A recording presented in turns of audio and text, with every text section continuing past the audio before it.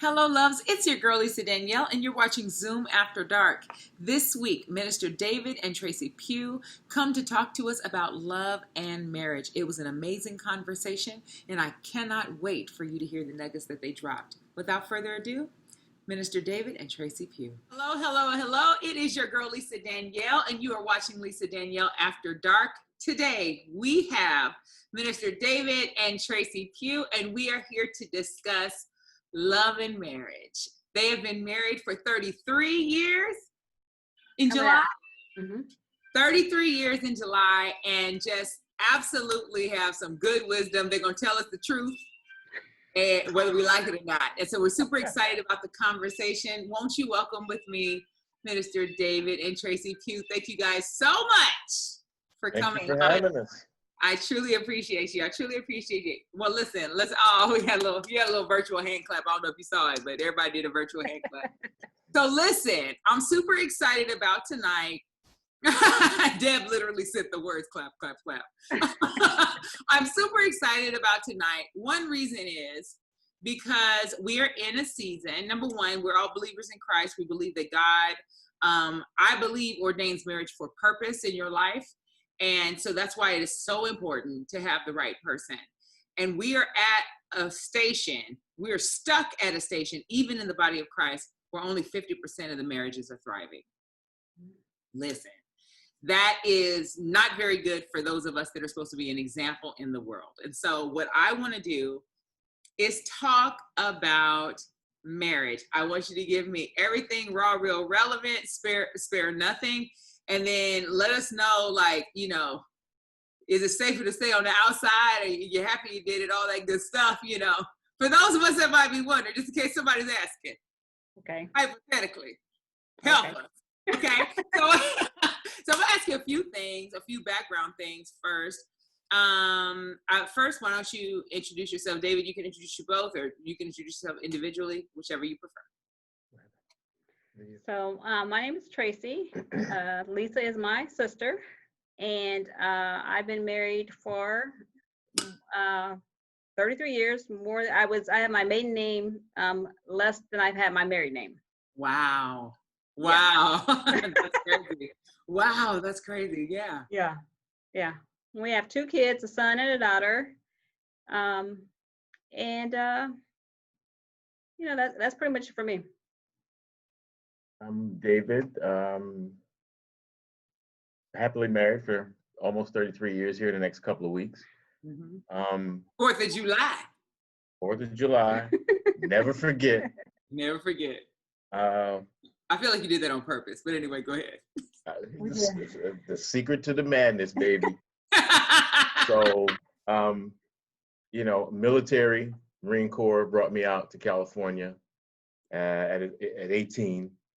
Got married when, 21?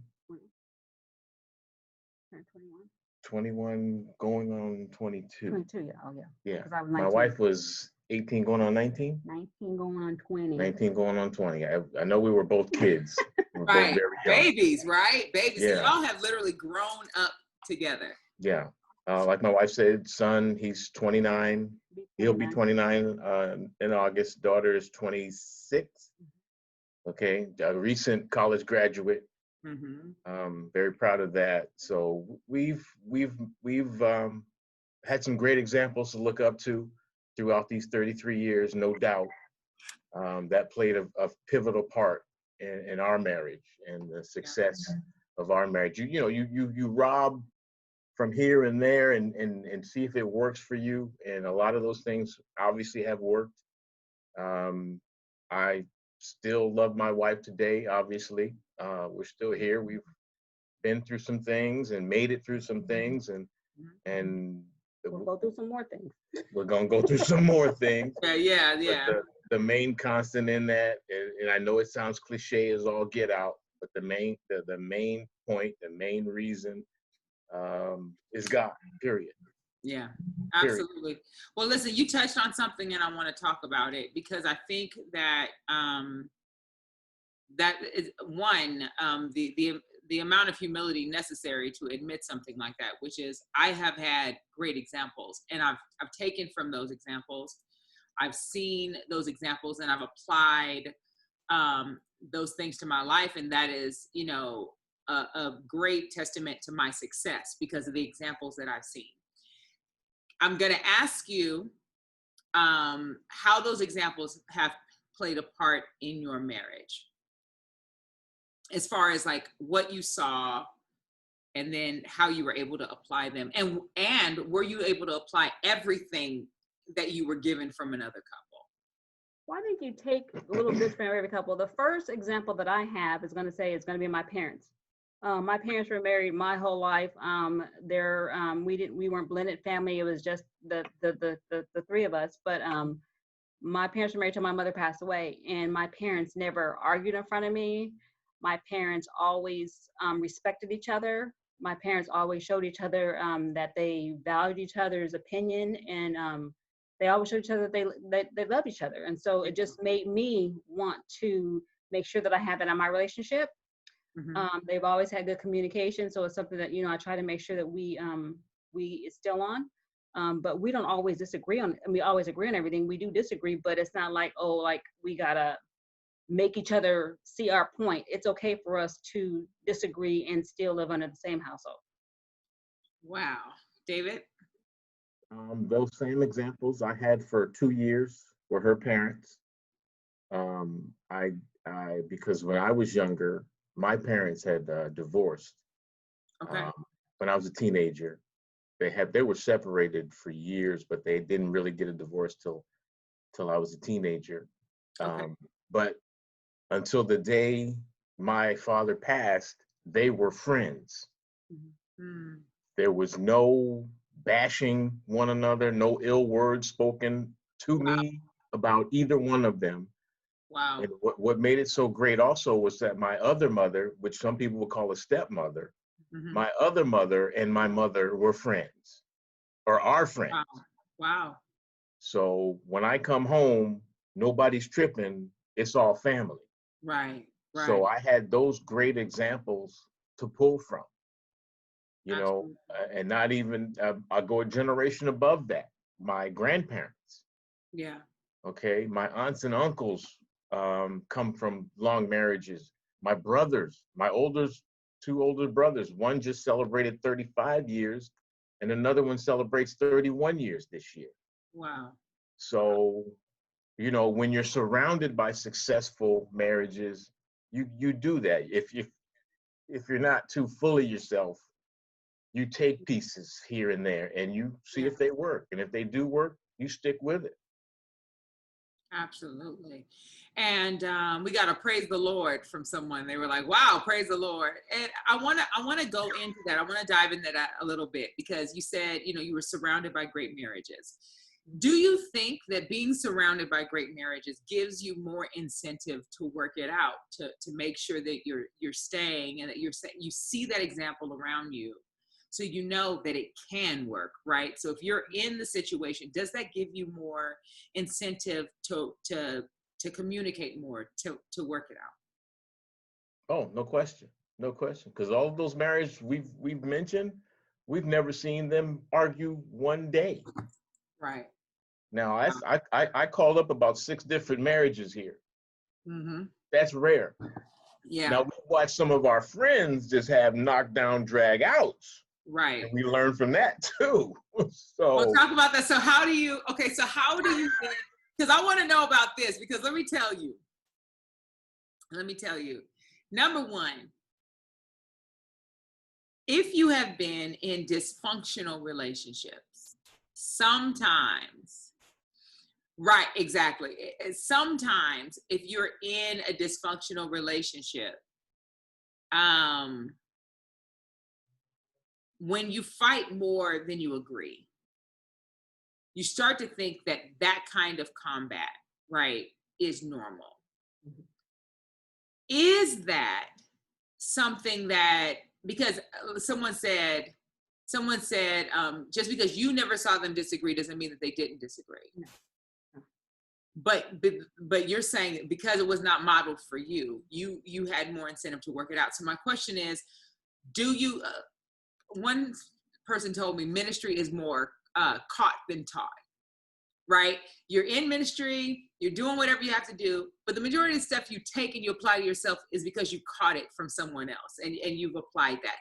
Have you ever had examples before you? Because I know that you guys have people in your sphere that started off married around the time you started off married that are no longer married. So do you also have those examples of saying, okay, that's what they did, we won't do that? No, yes. I mean, Does it go both ways? The year that we got, well, around the time that we got married, there's probably a good 8 to 10 couples that got married around the same time as we did. And I don't know more than 2. What? Yeah, more than 2 that are still married. Okay. And stayed together. So you do watch those things. I mean, when I was dating my husband, before I dated my husband, I dated other people that were not good people. I mean, I dated somebody who was a gang member. I dated somebody who was a drug dealer. So I didn't always date the good guy. And so once I met my husband, I wasn't looking for a partner at that time because I was only 18 years old, 17, 18 years old.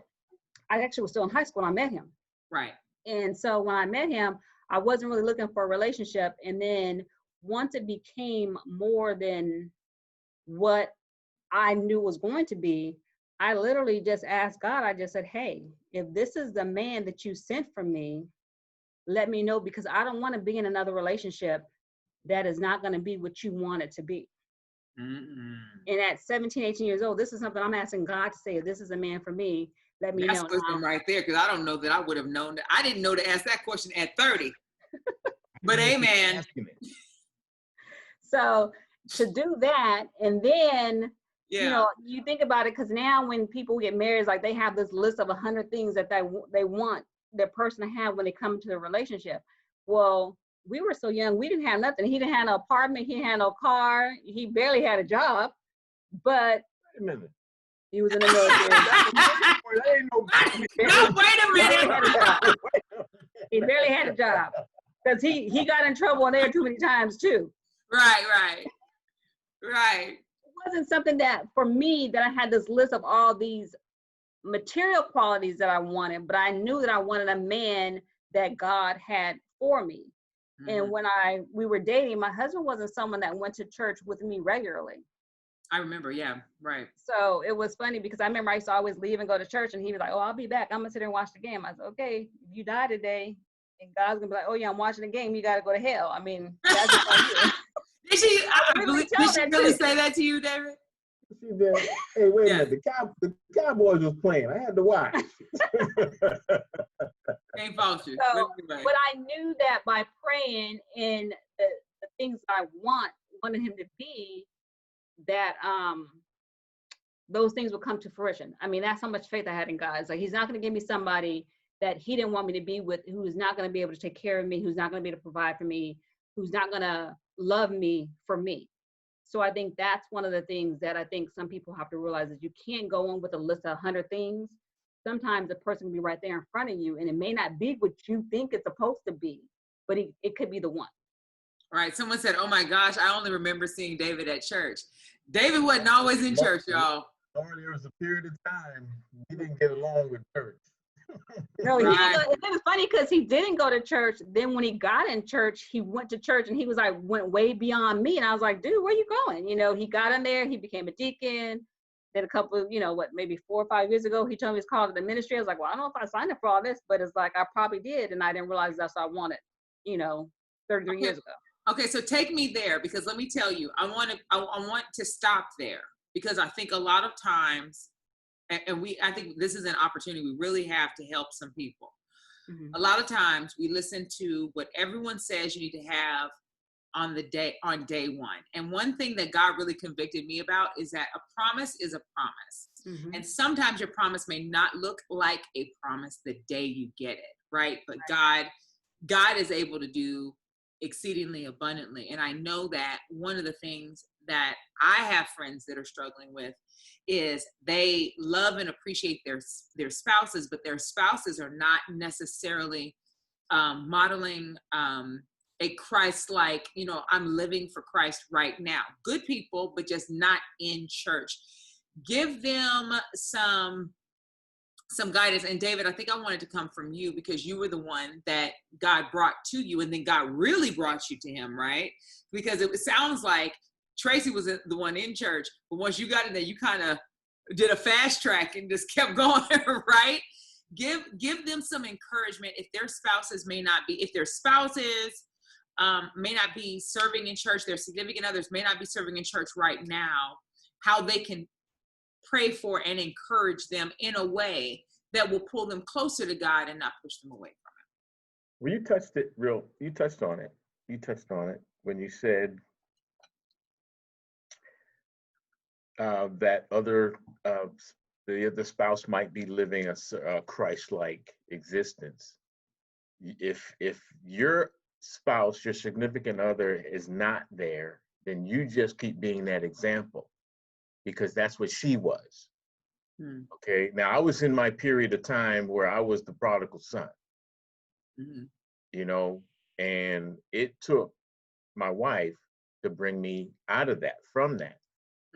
I wasn't out there just acting crazy, but right. You were raised in the church, and you get that period of time where you think you've grown and you're going to do what you want to do. So what you need to do, what my wife did, she did not badger me. She did not thump me upside the head. She just continued praying, doing what she was doing. And in our case, it worked out fine, and I've tried to live that code, so to speak, on how to be a good husband to her and a great father to our children, right, and help her in everything that we could do. I know it was really a whirlwind for me.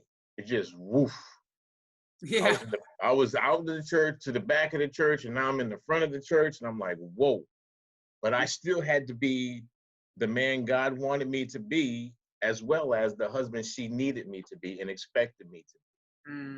So that's I swear, 34 years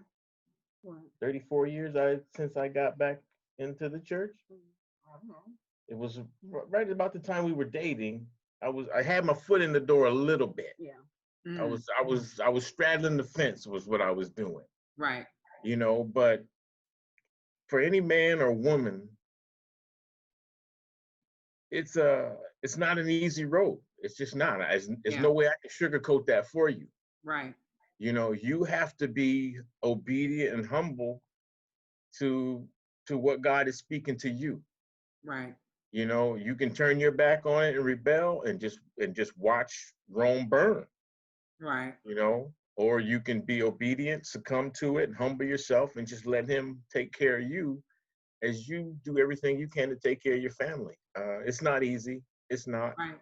Even today, it's still not easy. Yeah. Every day is a temptation out the door waiting for you. Yeah. For both of you. Yeah. But that temptation will only harm you if you don't take care of business where you lay. Right. Where Absolutely. You rest. I'm sorry. Did you want to finish? I'm sorry. I want to hit back a question. I think somebody had said, just go back just for 1 second. Somebody said, how do you know that they didn't argue? Yeah, that doesn't mean that they didn't argue, right? Yeah, they did. It's where they chose to display. They did, right? exactly. That and that's prudence. Right. That's maturity. Right. You get in the car, go down the street, and do your business, and come back with smiles on your face, and right. Everybody's cool. But right. See, those were the examples that we had. We had both, but we chose to follow that example. That one. And you know what? I think that that is so profound, because I want to come back there, but I want to talk about the transitions that you made from David from Connecticut that plays basketball to ministry. Because if you don't have the right person, that transition, just speaking as someone in ministry who was running and didn't want to do ministry myself, I can tell you that transition was hard enough by myself.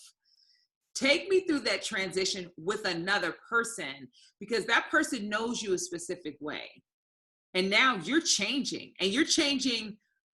I mean, it's not monthly, but it feels like it, because that's how fast it felt. Like it was like, David don't go to church. David's a deacon. David's a minister. It was like that. It was like, that's how it felt. So take me through that transition, and then I want you to describe your experience in that.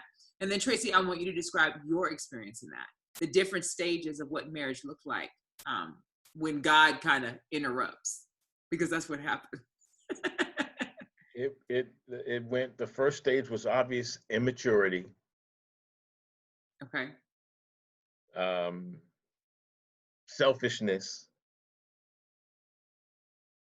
Then it transformed into, when we got married, a little bit while after we got married, it transformed just subtly. Responsibility now. I knew what I signed up for, but I didn't know what I signed up for, you know, in marriage, because at 20, 21, you don't know nothing. Right. You know, you think you know it all, you know, but Right. the responsibility hit me, and then I had to take that serious. And then all of a sudden, ministry comes into place. I was like, I was a fish out of water, to be totally honest with you. Yeah. I had no idea where this was leading, how I got here, and I questioned it every step of the way. Yes, sir. But my silent prayer partner here was doing her thing. You know, she let me navigate these waters. Yeah. You know, but I knew she was there, and I knew she would support me no matter what the transitions were going to be. Wow. You know? She never said, "You sure? You sure you want to do this? Because I know you." Right. She never offered any of that. That quiet spirit that she got from her mother, and she has the other spirit as well that she got from her father. I got more of the other spirit. Good for you. And then when you wake up one morning and you realize that this journey has been what it's been. Yeah. And it's scary, it's frightening, it's overwhelming, it's all of that, but I still know she's there. And she's gonna be there to back me up whether hell or high water comes. Yeah. You know, but now I'm sitting at the front of the church, and I'm up there, and I'm afraid. Every time I'm afraid. Yeah. Because not only do I not want to let God down, I don't want to let her down, I don't want to let our children down, I don't want to let our friends and family down, because I've tried to not be that one guy that brings everything down. Yes. Wow. So that's a lot of responsibility, and and pressure, right? I've trained the deacons at the church. Yeah. For like the last 20 years, I believe, or more. And I always tell them, don't be the man that brings this thing down. Don't do it, because you'll lose so much more than you can gain from it. Yeah. You know, there's not another woman walking this planet that can fill my wife's shoes. Just not there. She's not there, and I ain't looking. Right. For the journey that we've had, Holly Berry couldn't even. Come on, Hallie. You know, Hallie, if you're watching, he's not available. Just saying. Yeah. but I know. And don't tempt him, no. We kid around. Don't tempt. We kid around. Prince was her boyfriend, and Holly Berry was my husband. Yes. And Holly was mine. You know, but I know there's not another woman walking this planet that could put up with me for 35 years total. Yeah. Why would I even attempt that? They said, say it, David. Okay, on here. Deb. and as to go from that young, immature kid Yeah. who thought he knew everything, and I'll be 55 next month, and I still don't know everything. Yeah. You know, and I don't have all the answers, and I'm not saying I have all the answers. I just know that I have what God gave me, and it's worked. Yeah. And That's good. yeah, I'm not trying to fix it. I'm not trying to tinker with it. You know, I know her moods. She knows my moods. Right. You know, I know when to go in my office, close the door, and mind my business. Right. Okay. But there was a time when I was that dude. What's wrong? What's wrong? What's wrong? You all, what's wrong? And making it worse and not knowing it, but a transition. Yeah. You figure that out. Yeah. Yeah. Yeah. Yeah. Trey, how was the transition? So the transition for me, even though I was like a silent one praying, it was actually harder because, like I was saying earlier, like you pray for something, and God, has that sense of humor where He gives you what you pray for, but you didn't realize that's what you was praying for until He gives it to you. Right. I want a man of God. Are you sure? So like when we first got married, so for us it was nice because we got married and we didn't have kids right away. Right. We were married for almost 4 years before we had our first kid. So we were able to, and we had friends, like I said, who got married and they had kids right away and they just did not like each other. And then we seen them struggling financially. And I just knew that wasn't something that I don't want to bring kids in the world and then we have to struggle to do this, because I like nice things. I like to go places. I like to do stuff. So I just knew what kind of lifestyle I wanted. But with that being said, the first couple years that you get married, for me, I had never lived anywhere but at home. And even though we were engaged, my mom's like, yeah, no, you can't go live with him until you get that ring on your finger. I mean, literally, we had a date and everything. And she's like, nope, you can't do it. So. Right, you at the house. Yeah. Right. And then once we did get married and he had got another job, then I'm going to my mama's house because I can't stay at home by myself because I never done that before.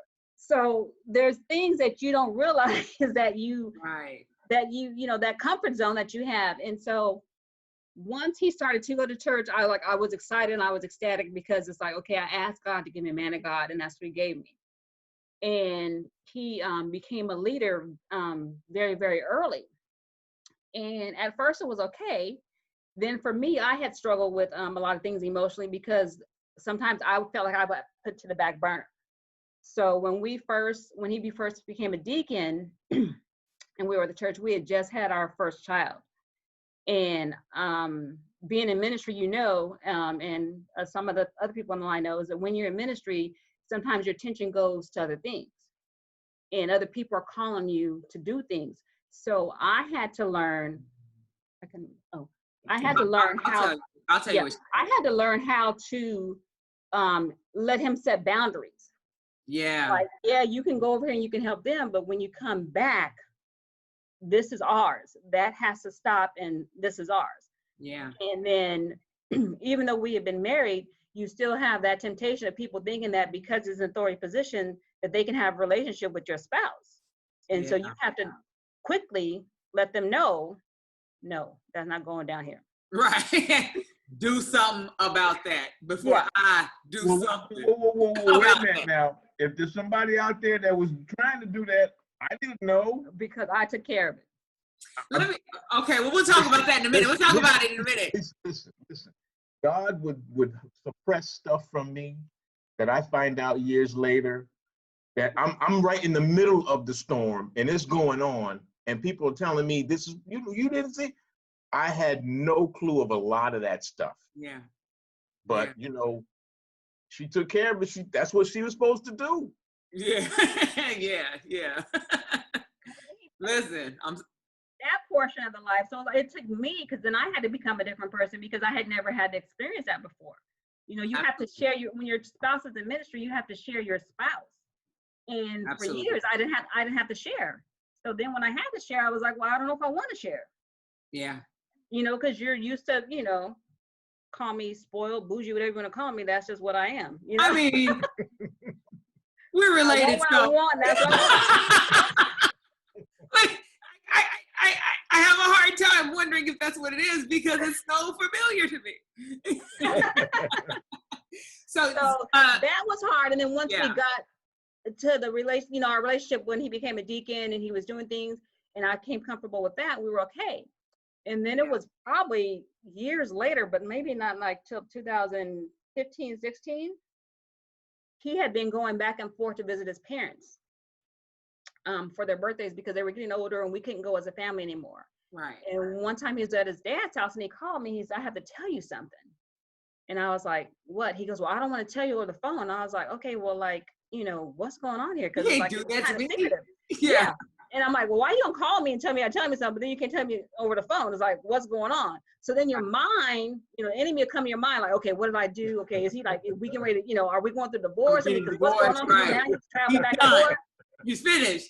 Right, yeah. So then he comes home and tells me he's in ministry. And to me, that was almost worse than having an affair.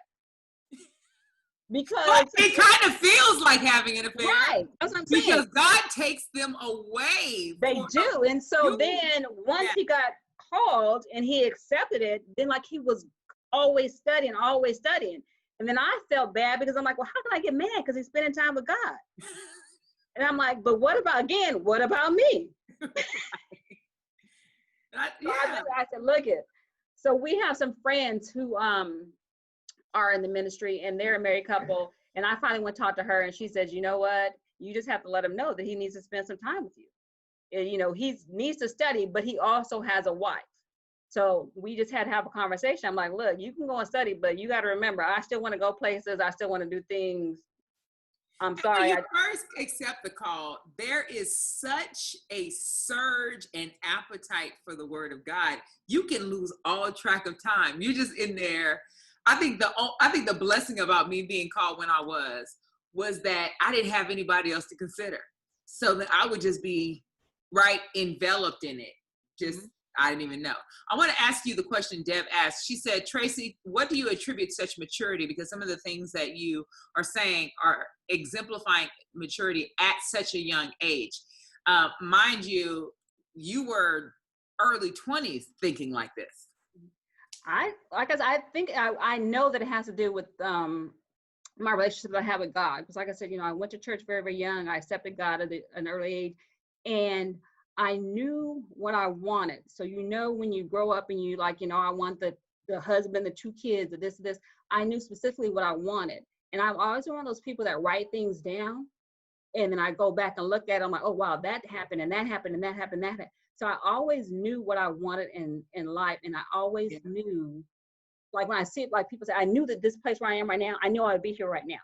Mm-hmm. Because I've always told myself or prayed that this is what I want in life. And it's just, I just have to attribute it to God because that's just the relationship that I have, that he's able to tell me things or show me things. And I'm able to talk to him and tell him what I want. And he's been grateful enough to bless me with it. Okay. Well, I had no clue.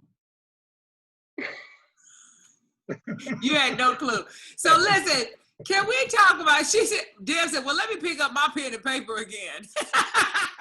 I love it. Okay, so listen, I want to talk about what women call selective stupidity. Okay. And that is when, number one, let's be clear. Anytime you're in any kind of position of power, you are more, Jasmine said, I'm taking some serious mental notes. Anytime you're in a position of power, you are more attractive to the opposite sex, especially the more success you gain, the more, you know, my sisters often call me to tease me about things that people say, right? So you know that people are just going to be people regardless, right? There has to be a security in your relationship that you know that you're with somebody and they got you and you got them and you're not worried about them. But however, there are sometimes we as women, we know women. Mm-hmm.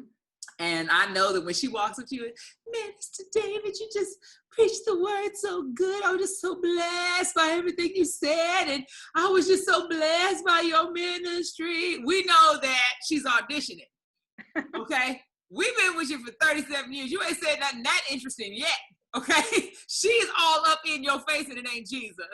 How do you bring it to his attention in a way that he doesn't feel attacked, right? Because it's not his fault she's attracted, right? And you don't want to be with nobody that ain't nobody attracted to. Right. Amen. But how do you bring it to their attention without making him feel attacked, but still make him aware, just so you know, because remember the word of God says the little foxes, right? Just so you know, there's some seeds being planted. She's hoping that it will be watered and you'll bring the increase. Okay. So how do you have that conversation? How do you say, hey babe, Well, I actually I will have a conversation with a woman first. So he don't even know. oh, amen. Okay. Yeah. So it's like, And you're fine with that. You're fine with her. No, she's right. Listen, if she sees it, I gotta honor my wife. Some I don't even know. So for me, I always make sure that my presence is known. So they know who I am and who he belongs to. Come on here. Come on, belong. Me over there, Flair. 4 and 5. That's me. I got So you. it's funny because people will go to church and they go, "Oh, you're David's wife." Yes, I'm David's wife. Yes. So I guess it's just my presence is I just make sure that I'm known, that I'm known, and that that's mine. And if you want him, you can have him, but everything else is gonna stay with me. Right. You just getting him. Okay. I'm constantly reminded of that too. She said, but you're gonna go by yourself. Everything else staying right here, bruh. So you might as well be happy and in love. Because you ain't taking nothing with you. Right. I love that. So I wanna get back to that because I think that a lot of times in the relationship. So tell me what works for you, because what I'm realizing more and more as I talk to more and more married couples, I'm about 6 married couples in, right? Just asking general questions and and the one thing I find is that at the very minimum, it's about what's working for you, right? Mm-hmm. What may work for another couple may not work for you, and vice versa. Right. Give me a bird's eye view into your work-life balance, because you have a very demanding job. David, Tracy, you have a very demanding job, and David, you're in ministry. Like that's just, and then you have 2 children, right? They're adults. They're okay. Yeah, they're adults, but they're still your children. Yeah, So yeah. It's not like they don't need y'all for nothing no more. Let me say it that way, right? Amen. Right. When they don't need y'all for nothing no more, then we'll have that talk, okay? But for right now, you still have children that need you and that depend upon you and all that good stuff. So take me through work-life balance and how you're able to still maintain time for each other. Are you making time for each other? Are you intentional about that? And what does that look like? I think sometimes we get busy and we don't make time for each other, but I always make sure I mention to them that we need to do something together. So I'll say, you know what, we haven't been anywhere in a while, or, what are we going to do this weekend so that we can make sure. So luckily, we just work Monday through Friday. So we always have the weekends together. Every now and then he has to go in, but he'll go in half a day. But normally we try to make sure that if we aren't spending time together, like, with this whole COVID-19 being locked up in the house, luckily, we have enough space, but I was like, dude, we got to go somewhere for our anniversary. I can't sit in this house one more weekend. So he went and he made plans, and we're going to go somewhere for our anniversary.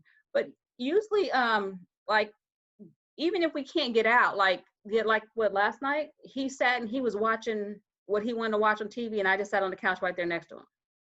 Right. So, I mean, we just make sure that we just, find time to, even if it's not what I want to do, I'll sit there next to him. And then I get my time. Huh? Was it good times? No. Oh God. Thank you, Jesus. Thank you, Lord. So I'll sit there, and then I guess he's watching his show. I could sit there and I'll give me a nice back rub. And I'm like, okay, we had some good time together. Let's, Right. So so that's good. So tell me, what is quality time? Describe quality time, what you consider quality time. And then David, you tell me if you agree or if you have a different perspective. I think quality time for us is just being in each other's presence. you know, not on the Facebook, not on the computer, just kind of just spending time together and just having conversations, just talking about not just everyday stuff like how was your day, but having conversations about, you know, what do you want to do in a couple of years? You know, where do you want to go? You know, how do you want to do this? Do you want, you know, just having conversations that don't always have to deal with decisions for life today. Yeah. You know, so, you know, planning time to spend time together with each other in the future, planning to go out and do dates, you know, planning, let's go, you know, to top of the world, you know, just go out and look at the sunset and see the beach. You know, for me, just things like that are what I consider to be quality time. That's good. David, you agree? Yeah, her quality time is easy. Just take her by a beach and she's fine. You know, but excuse me. Quality time for me is like when she has a hard day. When I come in the house, she's pretty quiet. So I know, or if I don't get that phone call at lunchtime, I know she's been real busy that day. And then all of a sudden I come in and she's real quiet and I'll just wait it out. And then I may say sometimes, hey, how was your day? Or she'll just say, what happened? Without me even having to ask. Yeah. Yeah, right. You know, and I just want to listen. I just want to let her vent. Yeah. You know, Yeah. I don't offer any suggestions, you know, because I don't know. Say that again. I had to teach him that part. Right. Well, amen. Yeah. You should try to fix it. You should try to fix it. I'm like, I don't want to fix it. I want you to listen. A man's function in life is to fix everything. Right. So once I learned that over the course of the years, you Right. just shut up and listen. Right. You know? Yeah, sometimes it just need to be broke. It just need to be broke and let me work it out. And yeah. Yeah. Yeah. Okay. So, you know, and when she said she wanted to go somewhere, you know, hotel.com, AARP travel, I got to find something. Right. You Okay. know, I got So to I want to find interrupt you. You got a question that says, this is Thomas, Dave's older brother. What advice do you want to give both Timmy and myself? Listen, the way those two guys are doing, and I mentioned 35 and 31 You years. did. You mentioned them already. Yeah. They got it. They got it. I'm just blessed to be in the family with two brothers. First of all, that make our mother extremely proud. Yeah. As a single mother, she Right. raised 3 boys and a girl. You know, and so. And that is astounding, David. Yeah. A single mom, 3 boys and a girl, Mm-hmm. all marriages over 30 years. Yeah. Well, my sister and her, she never got married, but they were dating since high school. Wow. So, and they, you know, they have a family together, but, you know, we watched that. We watched the struggles that mom had to go through doing what she did. We weren't blind to that fact. Yeah. You know, so subconsciously we all were, and without even having the conversation, subconsciously we all said, we can't go through that. Yeah.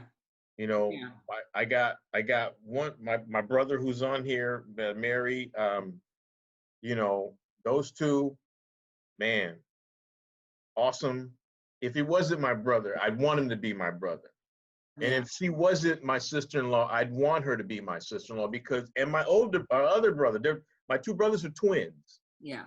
My other brother, he married a woman from Germany, the one that's been married 35 years. Since the first day we met her, and before that, she was already indoctrinated into the family, and she can't get out now. Right. Right. You know, and we all love one another, period. Yeah. Point blank. Absolutely. No question. Absolutely. You know, so some adverse situations you can learn from, and some blessed situations you can learn from. Yeah. You have to pick the pieces that you can use that work for you. You know, I can't give my brothers any advice. I can't, you know, because we're all doing our thing the way we're doing it, and it's working. Yeah. And my brothers love their wives and vice versa. Yeah. Just like us. Yeah. You know, so and the bottom line, like I said, real quickly, the bottom line is when we see our mother with a smile on her face, Yep. knowing we are the fruit of her, and she every time she thanks the women for marrying her sons. Yeah. Who Yeah. does that? Yeah. I think I heard her say that before. Yeah. Yeah, absolutely. It's crazy. I want to touch on something that you mentioned. You mentioned tonight. You were talking about what works for you and all of this good stuff. One of the things I want to ask you about are the little small, seemingly insignificant things that a new marriage will go through.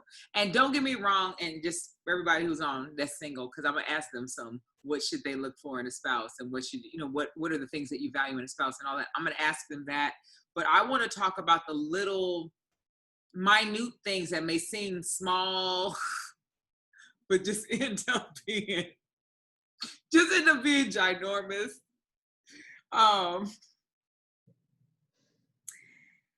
How did you decide to split up holidays? Dad is in California. Your family's on the East Coast. How did you do that?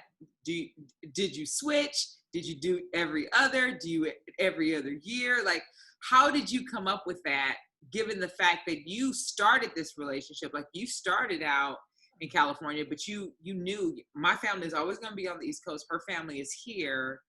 How did you start? When did you guys get into a rhythm where you guys were okay with things like that? Because you will be surprised how many couples fight about that very thing. Well, let's see. Holidays, birthdays, those that we made, those that we've missed. Mm-hmm. It was never an argument. It was never a big deal. It was just always, let's do this. Let's get ready. Let's fly, enjoy, come back. Mm-hmm. It was never, well, why you always want to go see your family? And Right. There's none of that. It's because we were so locked in to just family. Right. And if the years that we never got on a plane and went back there, they came here. Right. Okay. So everybody's There's got always that connection. Everybody's got to be flexible in this. Everybody. You can't, something as minute as that, which some people might think is a mountain. Yes. You have to smash that down. Yeah. You have to get over yourself, what you want, because it's not always what you want. Right. Okay. Once you tackle that demon, things are good. There was a finger. Yes. Did you want to? Because we didn't fight over it, but it was when we first got married, we always would go back for Thanksgiving. And the first time we went back, it was hard for me because I had never been away from my family. Mm-hmm. And so for me to get on the plane and be like, I'm gonna go over here at all. And I didn't meet his family till after we got married. Oh, I wow. met his mother. She met my mom. That was it. Mom came to our wedding. That was 2 days for our wedding. So That I was hadn't it. met any of his family before then. Oh, okay. So the first trip when we went back for Thanksgiving, it was hard because I had never been on a plane. I had never left California. See, I done put some style in her life. I have increased her. Yes. Yeah. So when we went back, for me it was scary because I'm used to having my family and us doing our thing, and then me having to get on a plane and go. Big Christmases. Huh? 3 Christmas trees. Big Christmas trees. Yes. Yes. And and meet people I had never met before. I was like, what if these people don't like me? I'm gonna be out there all by myself, and I had nobody but him. Yeah. But luckily, his whole family, they were so welcoming and welcomed me in, and I felt like I was part of the family from the get-go. But when it came time for holidays, it wasn't really hard because, like, if you went for Thanksgiving, we couldn't go back again for Christmas because even though we were young, we were working, we didn't have a lot of money, but it was just something we would make sure that we planned. And then once we had the kids, we would, do things. but I think if we would have had to, it would have been hard for me to go anywhere for Christmas. And the reason I say that is because Christmas was my mother's holiday. Yeah. And I think it would have been very, very hard for me to leave my mother at Christmas time. And so I'm glad that wasn't something I ever had to do. I recognize that because Annie went out of her way. Christmas is our thing. Okay. And because it was her thing, it's our thing now. Yeah. But listen, Free Christmas tree. we just got like 2 or 3 presents and some pajamas and some socks and stuff. You know, but Annie, I felt unworthy. Yeah, I felt unworthy sitting in that living room getting all these gifts. I'm like, what's going on here? You still fight with it a little bit. We still have a little bit. I tried to cancel Christmas a couple of times. Yes, you did. It was like an abomination. We thought deliverance was going to have to take place. Not in this family, sir. Okay. You tried it. Okay. Answer the question for a newlywed. Is it normal for us to argue? Yes. Yeah, you don't know each other. Right. You don't know each other. Right. One person thinks they have the solution. The other person thinks they have a better solution. Yes. You've never had to sit down with somebody and discuss what the plan is. It's always been your plan. And now that you're married, you still think your plan is the best plan, and that's the plan we're going to use because that's going to work. So if you don't like it, because it's worked for me. Yeah. You know, if you don't like it, you know, you can leave. And it's surrendering. It's about surrendering your plan. And I think when you first get married, at first, you know, it's like, oh, we're so in love, we do this and this. But to me, I always tell people, I says, when you first get married, it's like there's little turns in the clock. You know, you go to the half an hour, the quarter hour, then you go to the next hour, but you're always learning something, and you learn stuff about yourself. Because I'm gonna never do that. I ain't never gonna do this, and then you end up doing it. You be like, oh, okay, well, I guess I changed my views on that. Right. But I think it's just learning and growing each other. Yeah. So as long as you're willing to learn and grow each other, that's it. I mean, there's plenty of times we would have conversations. He would get so upset because he would want me to think his way. Mm-hmm. And I said, well, we can have a conversation. I said, but I'm not going to change and think that way because that's not how I feel about it. So you can argue all you want to, but I'm not going to change how I feel about it. And so I think once he learned that he wasn't going to change my mind, or I wasn't going to go, oh yeah, you were right. Just in a conversation, I have my opinion. I'm okay with my opinion. And if you don't feel that way, okay. We're at an impasse. Yeah. I think that there is this perception that we will never be at an impasse, and that we'll always get to a point where one of us will just acquiesce. And I agree wholeheartedly with what you're saying. And what I think I hear you saying is sometimes you're just going to disagree, and you just have to lay down your swords and be like, okay, we just disagree. Mm-hmm. That's good stuff. How did you decide? You both have had examples of what wife did and husband did. And a lot of times people take those perceptions and those ideas into their marriage, and they go, okay, well, in my family, like a case in point, I'll give you a good example. I had another married couple that I spoke with where his father was a primary breadwinner and his mother did nothing but stay home. So his father's perception was, I don't have to help in the home because I'm working outside. You need to take care of everything here. So it didn't matter if he had a day off, if he had 3 days off, whatever, he was not doing anything to help his spouse. And she said, that probably works for your daddy and your mama, but up in here, I need you to grab the broom every now and then. How did you decide what you saw in your homes, what was applied, how that attributed to gender roles, how you help or assist each other?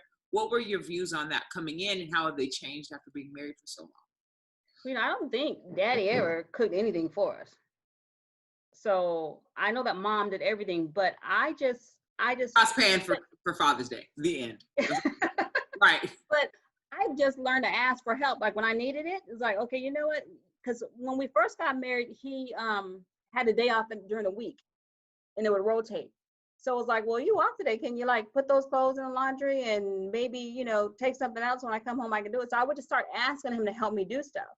And I think also it's like, you know what, I can't do that today. I'm gonna need you to help me. You just gotta let him know. You know, the first couple times he cooked, it wasn't that good.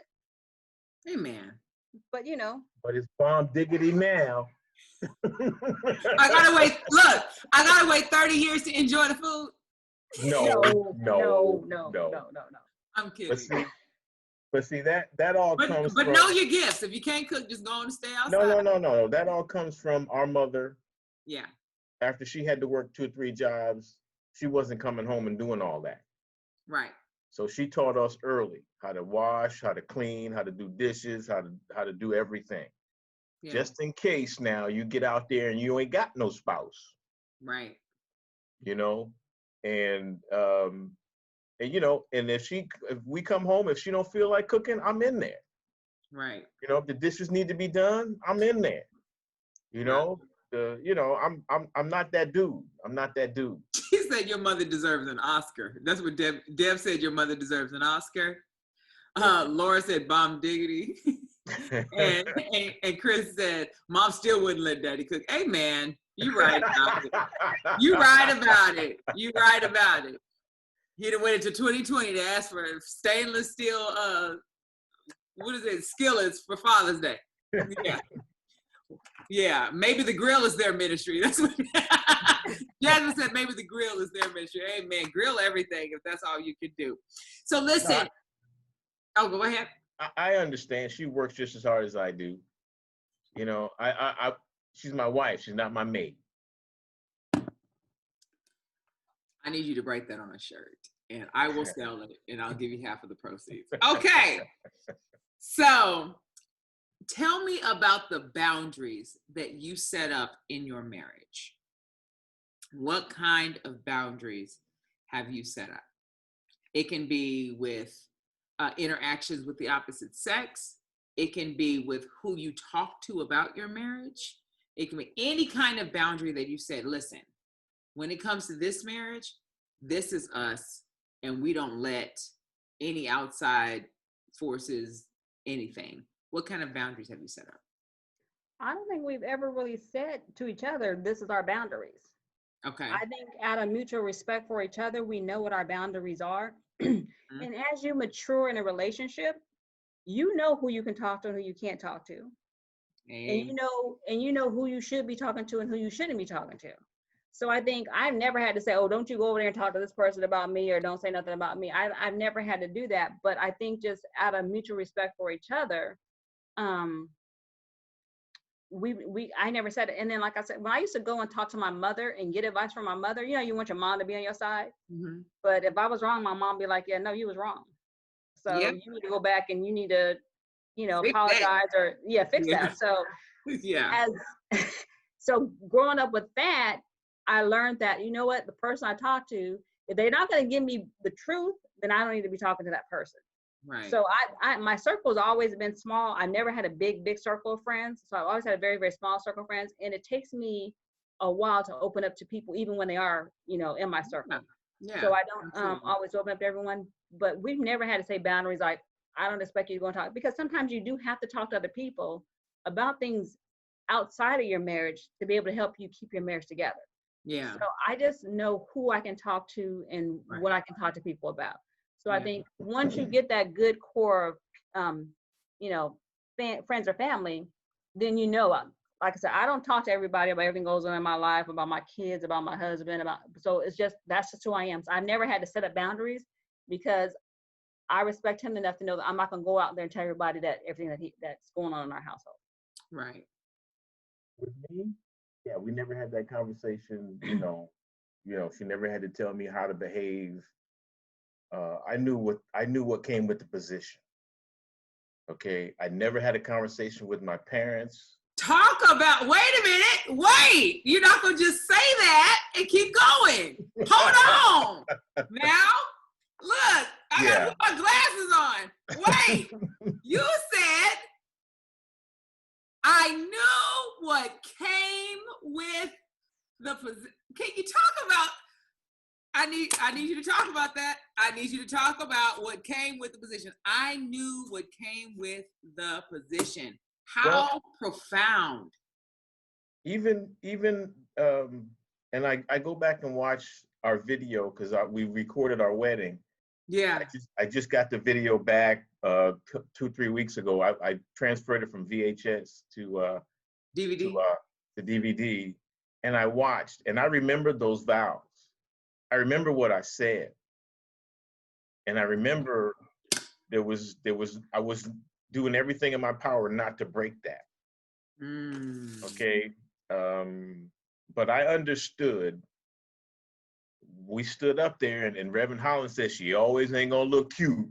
I believe you She said always ain't gonna be handsome." right. You know, so He probably looked over like so that was Reverend Holland. Yeah. I understood the realness of that moment. Yeah. Okay, coming from where I came from, and not wanting to hurt her, Yeah. because I had to talk to your father, and he said, "Take care of my baby," and that Negro meant that. The talk, listen. Right? You meant it too, right? He meant that. Okay. Yes, yeah. So we never had to have a conversation and sit down and say, well, this is who you can talk to, this is what you can do, this is who you can hang out with. Early on I was hanging out with my buddies from the Corps. I was out, they were still in, and then I was like, well, wait a minute, this ain't good. So that moment of realization where it says, this ain't good, you can't be doing this anymore, because now you have this responsibility that you're supposed to be taken care of. And once I got that, I was fine.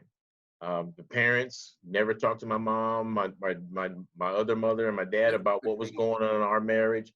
I knew Annie was her best friend, was y'all's best friend, and she could confide in Annie. And I know Annie loved me. Annie was gonna back me up sometime when, Annie loved me.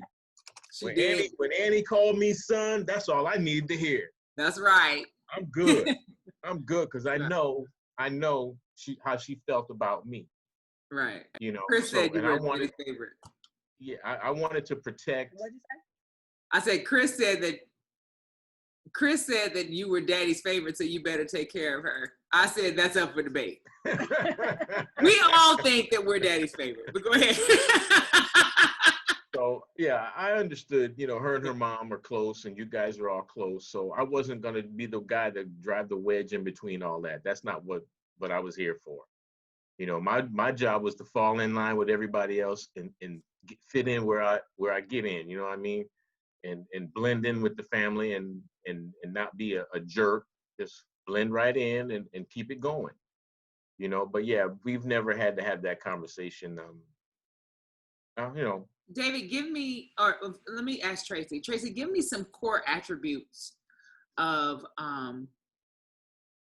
your husband that God gave you that you didn't know you needed. You know what you asked for, but what are some things about him that God gave you that you didn't know you needed? David, I'm going to ask you the same question, so be thinking about it.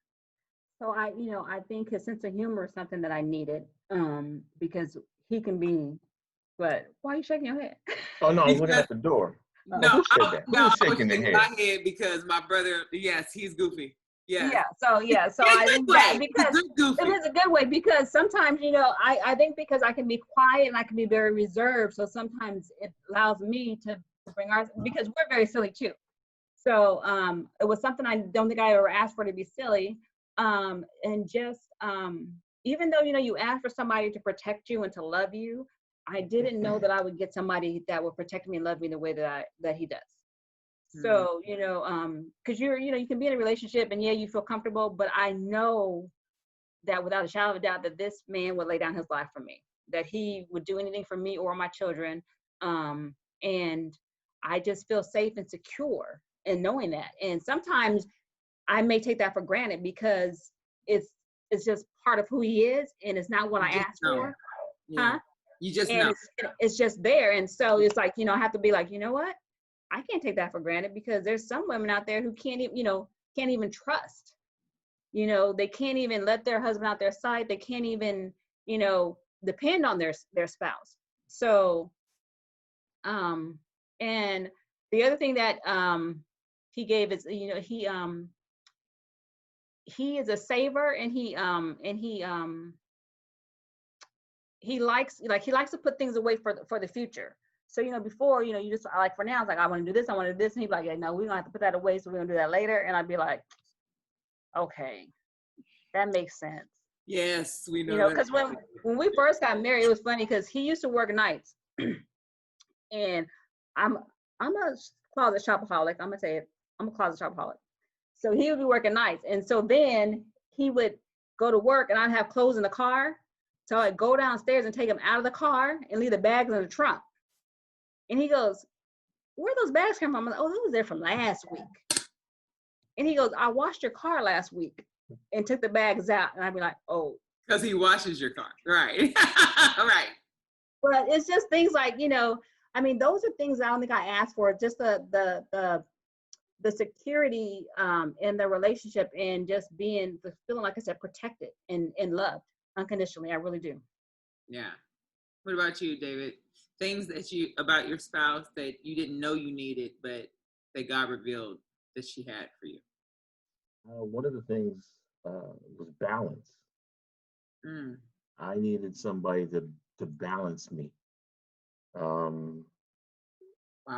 Because I was, Big one. it was all, things were truly out of balance, even though I made them look like they were in balance most of the time. Yeah. So, but at the time I did not know I was unbalanced, or I needed balance. Yeah. But she allows me to be the comedian when I need to be, the husband, the protector, all those things that she mentioned, Yeah. the provider. She allows me to be all of that, so I can stay even, and I can stay focused on what's important. Yeah. And what's not important just doesn't affect me at all. If I can't control it, it doesn't. And that took me years to figure that out. That wasn't something, okay, year 3, I got it now. Right. No. If you get it at year 3, God bless you. Right. But that balance that I needed, that she let me be a man, and just support. Yeah. She's the only woman, I still believe this, that can be that, because I don't think there's another woman on the planet that can be that. And I'm, like I said earlier, I'm not trying to find out. Right. Yeah. Well, you know what? I look at you guys, and I know that you have grown children, you've got ministry, you've got a home, you've got dad, you've got families, you've got some members of your family that might be a little more eclectic than others, and you're able to balance all of that. I want you to know that for years and years, I just thought you guys never fought. I thought you never disagreed, and I thought you never got on each other's nerves. That's what I thought.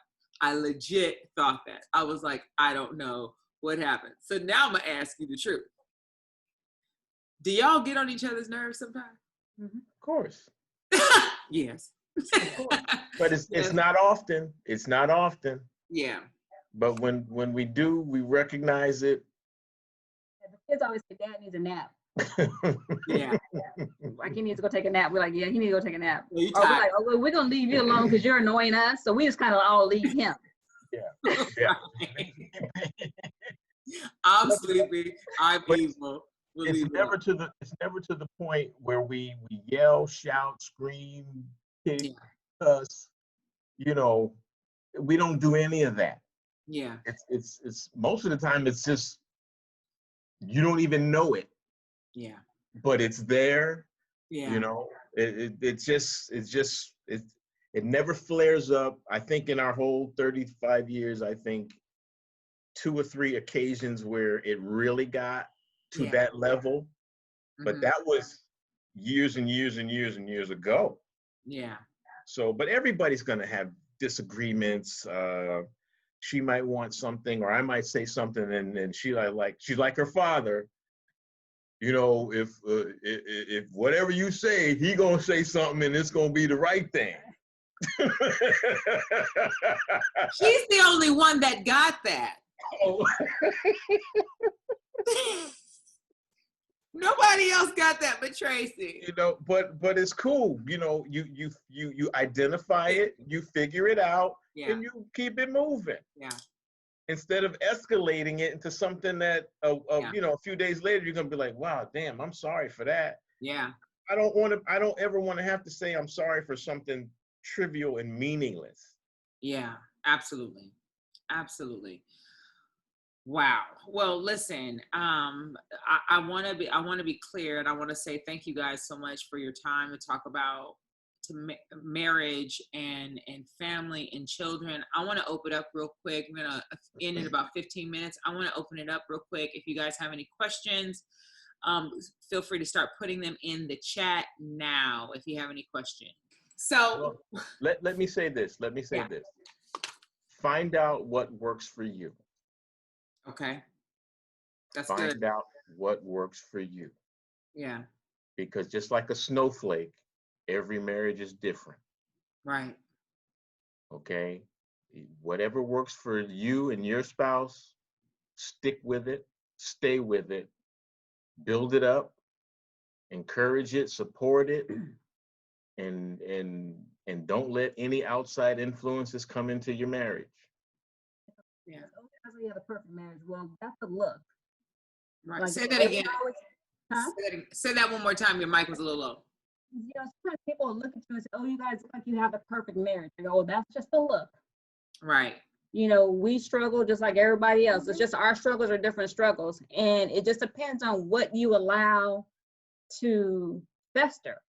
Yeah. You know, what do you know, if you can let it go and put it out right away, that's good. But sometimes, you know what, I gotta go to bed and I don't want to talk to you right now. And I'm okay with that. Yeah. So I don't, you know, we can talk about it later. We don't always have to figure everything out right now. But if I say if I have to keep talking about it tonight, it ain't gonna be good tonight. So just let me go ahead and go to sleep, and we can talk about it tomorrow. So you just have to know what works for you. Yeah. And just trust you, because you know what you want. Yeah. No one knows what you want but you, and you have to let them know what you want. Yeah. You know, I've been married 33 years. I cannot read his mind. Nope. Yeah. So if you don't speak it, I don't know. I want to revisit marriage vows. And we had this. That's a good one. Let's answer this question. How do you have the tough conversations? The tough conversation is the one you don't have. Just have it. You just have it. Yeah. You just have it.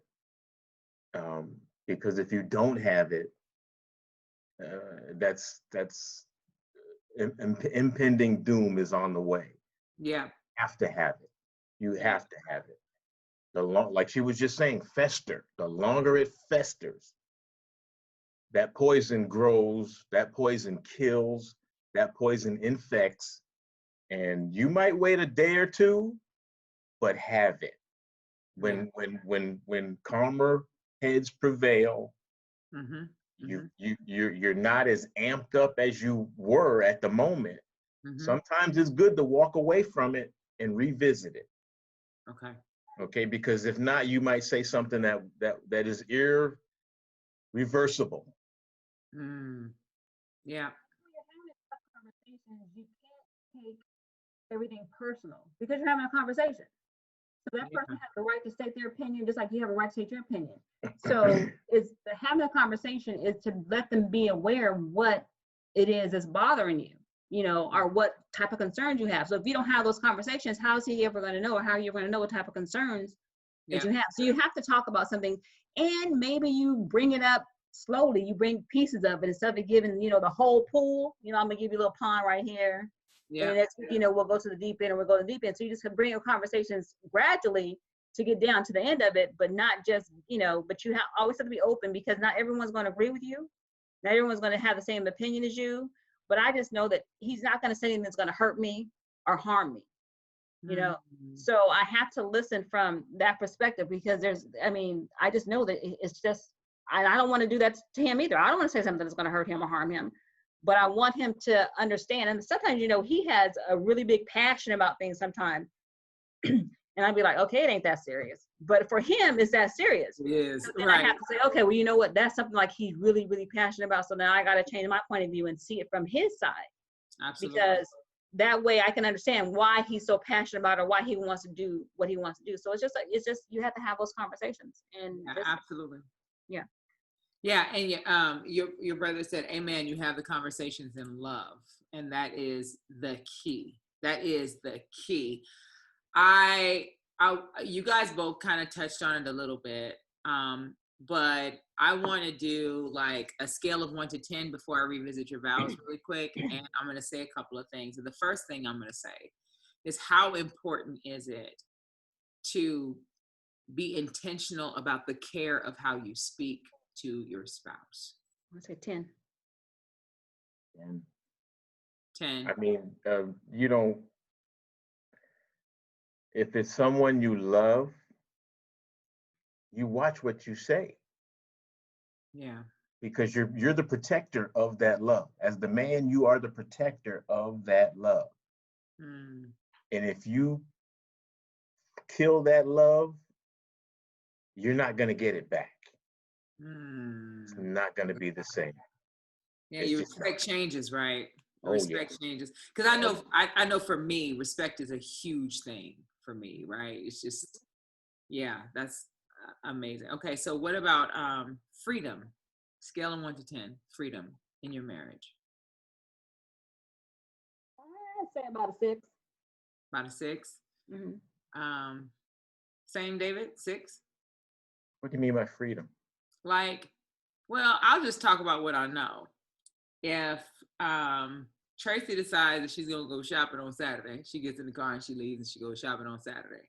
If you decide you're gonna go golfing, you go golfing. There are some married couples that feel like they have to be watching their mate 24 hours a day, and so there is no such thing as doing things without me. But I, like, case in point, I think we just all been raised to be free spirits, right? So we cannot be caged, right? But there are some relationships that absolutely works for. We do nothing apart. We do every single thing together. So for your marriage, how would you consider? Where would you classify freedom? I'd give it a 10. It's important. Yeah. You go do you. I'm going to do me. We'll meet back here when we're done. Yeah. Okay. We do give each other the courtesy of saying, well, I'm just going to go to the store real quick. I'll be right back. Yeah. Or if I'm going golfing, I'm going to go golfing with the fellas and I'll be back. We do at least, let each other know. Yeah. We're not tied to each other's hip bone. We're not. Right. You have to trust. You have to trust. Right. Okay. Sex. 1 to 10. 10. That's, yes, everyone, and we agree. But you don't have to be secure in your relationship for that. Yeah, I think you have to be secure in your relationship to allow someone to freedom. You have to. Freedom, absolutely. Because I feel like, and this is just my personal opinion, I feel like if you have to watch your spouse all the time, you don't trust them. You don't need to be married. Wow. That's a full-time job. Yeah, watching somebody. That's a full-time job. Full-time job, absolutely. Well, let me call the Cheaters crew and send them on and then follow you around town because, I'm not doing all that. I'm not doing all that. She said I read it with the wrong inflection. But don't you have to be secure in your relationship for that? Is that better? I don't know. Yes, that's better. Okay. and back to the sex thing, it's important. Sex is important. It really is important. You have to spend time together. The intimacy keeps you connected. Right. So if you don't have the intimacy, then you guys are not connected. So you have to have an intimacy, and I think that's the reason that God created it, is so that you can stay connected with your spouse. Absolutely. And that's not, and that's just something that you have to protect. Right. You know, because as you know, the different stages of marriage is you have different priorities on what it is and when you're supposed to, what it's supposed to Right. be. But it's very important in a marriage. Okay. Now I want to say, you touched on the word, but let's talk about that intimacy. Mm-hmm. And I mean non-sexual. How Mhm. important is intimacy in your marriage? Oh, I'd say that's a 10. Yeah, that's the thing. You gotta let one another know that you're still infatuated with one another. Yes. You know, even if it's just a kiss on the cheek or on the forehead or a pat on the butt, you know. Or dancing randomly in the dining room when no music is on. Yes. You I know. love it, but it does happen. That's all I'm saying to you. It randomly happens in the dining room. We're dancing. There's no music on. No one hears it but us. Yeah. We're like, we're here. Hello. Yeah, you want to make I love sure that your spouse knows how you feel. It's not every day, all day, No, yeah. you know, but you just want to let them know, hey, you still do that to me. Right. You still know. ring these bells. Yeah. Yeah. Okay. Okay. Let's go to your vows really quick. To have and to hold. 10. From this day forward, for better or worse. 10. Have you seen better? We're good right now, but I think there's better. I think there's more to come. Oh, Yeah. that's better. And It's to come. have you seen worse? Yes. Oh yeah. Oh yeah. Yes. Yes. How important is the support of your spouse in the worst season? Because I know for us, right? We all, and I know you, so I know that we've lost parents. Mm-hmm. And that can feel like my worst situation, especially if I've lost a parent and yours is still living. Mm-hmm. How important is that support through that season? Because you can feel like you're going through it by yourself, even though you know you're not. It's important, but you also have to make sure that they have the time to be able to process it on their own. So you still have to give them the space to be able to process it on. I need the space to process it on my own. And when my mother passed away, my kids were very, very young. So the only place I can go to be by myself was in the shower. So there'd be days I take like 2 or 3 showers a day because I just need to go in the shower and be by myself so I can go in there and cry because I didn't want my kids to constantly see me break down. But I think you still have to be there to show them I am here for you, but you still have to give them their space so that they can get through the grieving process because everybody has to go through it. And everybody goes through it at a different pace and a different stage. And some stages are longer than others and some are short and fast. So you just have to allow them to do it. So I think that just being there to let them know I'm there and let them go through what they have to go through because you have to go through the process yourself. If you don't let them go through the process, then it's going to be chaos for a long time. Right. Richer or poorer? Hold on. Let me go back to that one. Let me go back. Okay. I'm sorry. While she was grieving, I didn't press because it was all new to all of us. Yeah. And trust me, while she was grieving, so was I. Absolutely. Absolutely. I felt it like everybody felt it. And that was my mother-in-law. Yeah. That's not supposed to be like that. Yeah. So I was a mental wreck too, but you know, we had never gone through that. So we had never understood how that process worked. Yeah. And when I went through it with my father and my wife allowed me to leave here for almost a year and take care of him, knowing that she was going to hold it down here. Yeah. She was still supporting me 3,000 miles away while I was doing what I was doing, but she was going to hold it down till I got back. You just do what you need to do. Yeah. And she never pressed me when I got back. Yeah. You know, and you just have to let each other deal the way they deal. Yeah. Next question. Absolutely. Richer or poorer? Been there too. I've been there too. Been there, but you know, as parents and a married couple of a household, you always try to make sure you've got something in the bank, just in case something flares up, something happens. You have it. You know, we've been poor. You know, I want to say we've been poor. We just haven't had as much as we've had previously. Well, yeah, I've never been yeah. poor. Well, I've been poor, and He she's was right. poor, but I was okay. I've been poor, and so no, that wasn't. If poor, it wasn't how, you know, we struggled in the beginning because we're brand new. We got bills we never had to pay before. We got cars and stuff like that now, and but we've seen that, and we've seen good days, and we're still living in good days as far as I'm concerned. Yeah. Because if my wife needs something right now, I can get it. Yeah. Okay. Talk about it. You know, I'm cheap. Amen. I'm cheap. But you know, so this is one thing I'll tell you. But he will do. But he'll do it. Right, He gonna this fuss is what- first. This is what his grandmother told me the first time I met her. She said, if you ask him for something and he says no, it's a no. If you ask for something and he says maybe, that means he's thinking about a way how he's going to get it for you. So I learned a long time ago, if I would ask for something, he said no, I'm like, dang. But if I say, he said, well, let me think about it, I'd be like, oh, cool, I'm going to get that. So I'd be like happy, dancing around the room. It's just something that she taught me, and it was amazing that it was like, wow, I never thought about that, because you know you can go in there, you can press and press and press, but he said no, it's no. And so I learned a long time ago. I tell people all the time, my best marriage advice is if he say no, it's no, but if he say gonna think about it, just wait on it, it's coming. Okay.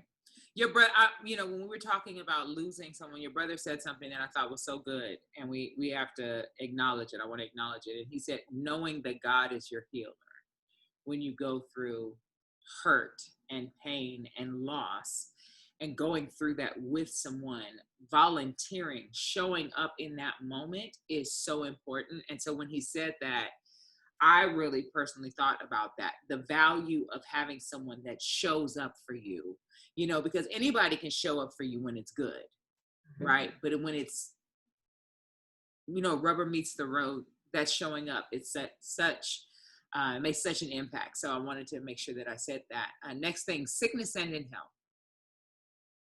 Yes, I say it's important, very important. Very important. Because I mean, I think we're all experienced right now with our father. I mean, he experienced when he did his father. So it lets you know that, you know what, I have to step up to the plate because I'm in this for the long haul. Yes. You know, I can't just, oh, he's on, you know, we're in this for everything together. So I think it's very important to be there. Hopefully, you know, we get to live another 30, 40 years or whatever God says in good health. Yeah. But, you know, we've watched some spouses be there at that critical moment. Yeah. When you say it, it may come to pass, and you got to step up to it now. Yeah. It's going to be the hardest thing for you to do, and you're basically, in your brain, you're doing it all alone. Yeah. And you're watching like when your kids get sick, you know, you wish you could take that from them, and you take it now. Yeah. Let me handle this. You get up out of this bed and let me take it.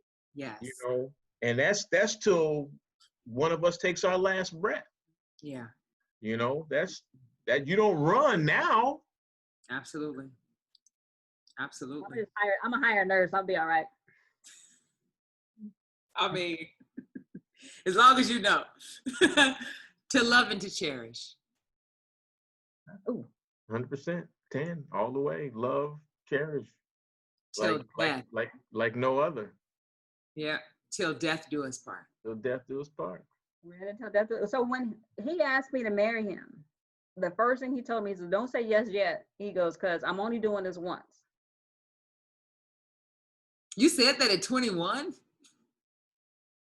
Social media has jacked our men up, okay? You said that at 21, David? You know, I wasn't even giving you the credit. It's going to give me a virtual high five. There you go. I can't even, Listen. I mean, Deb said, I mean, really, because listen, look, I want to say that the wisdom that you guys had at the age that you had it, oh my gosh, to say, look, don't say yeah right away, because I'm doing this one time. We're not doing this a whole bunch of stuff. You're like, we here. If you're going to be here, be here. And that is so profound. Till death do us part. Of course, the rest of it is according to God's holy law. And this is my solemn vow. David and Tracy. I love y'all. Thank you. You know I do. I love you. I pray God continue to bless you. I know that he will. I know that he has so much more for you in life and ministry. David is always saying to stay away from him when I talk about more for you in ministry talk. Yeah. But but we know the truth. But I want you guys to know, and I don't know if I've ever told you guys this publicly, but I will say that you guys are the reason why I ever thought that I could ever marry again. I because I was able to see a marriage that was working, I would look for every opportunity to be right up under y'all and watch y'all interact with each other. And I send little things, like I send little notes to my sister and go, I know it's no big deal, but look how he's holding you in the picture. Look how he's like, I'm always doing that. And it's because I want you to know that yes, your marriage is very much about the two of you, but I believe on so many levels that marriage is ministry. And you have no idea the people you impact without even realizing that, just by you deciding to do your marriage God's way and be intentional about it, that you are inspiring people outside to say, you know what? The world says that this is a broken system. The world says is this cannot work. The world says that God will never allow marriages like this to happen. So when we see them, it's inspiring to say, you know what? If I work at it, then I can have something that works for me. It may not be an exact replica of you, Right. but it is something that works for me and something that will bring God glory. I appreciate you guys. I love you guys. Love you too. You're awesome. Hey, I'm overwhelmed. You even asked us to do this, so I love you and, guys. and I just hope something that we said helps somebody. Yeah, all I hear is this was awesome. This was awesome. This was spectacular. Thank you, Tracy and David. Thank you, Tracy and David. Everybody is really appreciating you and all of your wisdom. Dee said, I love my family. I love my family too. I love my family too. And I just want to thank you guys so much for taking the time out to just spend a little time with us. I love you guys. You guys, that is the end of the episode. I hope that you guys were blessed. I hope that you guys were advanced. I hope you got something that you could take along with you. God is not through with marriage. He is bringing us kingdom marriages. He is showing us examples that we can glean from through transparency, like you've seen on my platform so many times before. I thank God for you, and I thank God that he is going to continue to bless you. And remember, I believe in you. Now it is time for you to believe in yourself. I was absolutely blessed by this. Thank you, David. Your brother said he was blessed by it. You guys, I love you. Good night. Wasn't that a wonderful conversation? Listen, I was so grateful to them for giving us a window and a sneak peek inside of their marriage. Listen, you have to remember to do what works for you. I'm so excited about our next upcoming episode, and we are here every single Friday, 9 p.m. Central Standard Time. All you have to do is email me at contact@lisadannielle.com or DM me for the Zoom code. And remember, I believe in you. Now it's time for you to believe in yourself. Take care.